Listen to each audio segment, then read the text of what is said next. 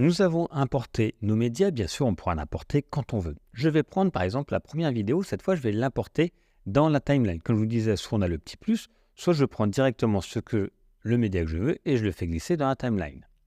Qu'est-ce qu'on va retrouver dans cette timeline? Ici, on a donc la lecture. Là, c'était la prévisualisation. Là, c'est la lecture de la timeline.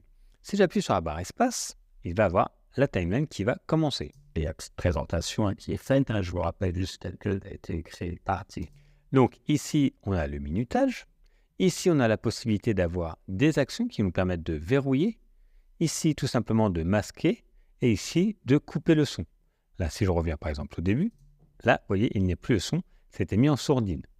Ça peut être une possibilité, parce que là, j'ai parlé dessus, mais par exemple, pour une présentation, on veut juste les images avec une petite musique. On va pouvoir le remettre si on veut. Ici, on a la possibilité pour modifier.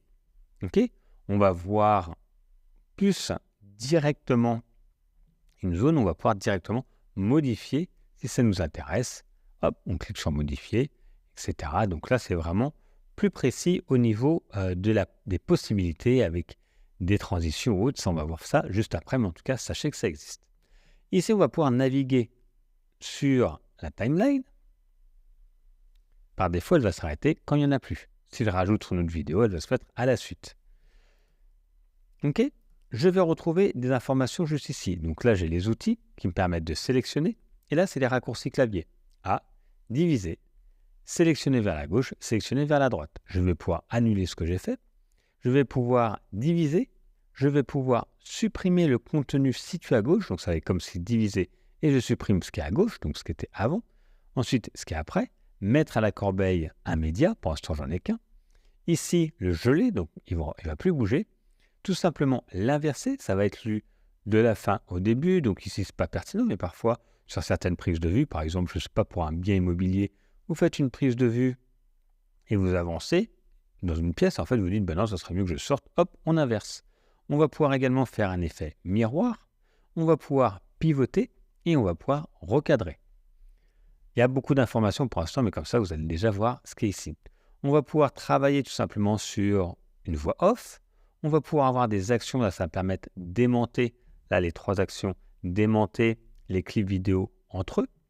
Je vais pouvoir également ici activer l'axe de prévisualisation, vous allez voir. Ici, je le ferai juste après. Et on va pouvoir zoomer, en fait, pour que la timeline soit plus précise. Vous voyez le temps. Si c'est très long, on veut voir un ensemble, on le fait en petit, ou on zoome si on veut être très précis. Voilà pour les options de la timeline. Et automatiquement, il y a les options maintenant de la vidéo, du clip, qui sont arrivés ici, contrairement à quand j'étais juste ici, hop, où j'avais des informations sur le média que j'ai importé. Ici, j'ai des informations sur la timeline. Et là, je vais faire beaucoup de choses. On va voir ça après. Déjà, essayez de prendre ça en main, importer, faites glisser ce média ici. Essayez de voir là, on va le voir ensemble. Mais comme ça, vous savez déjà, dans les grandes lignes, les différentes icônes qui sont présentées juste ici.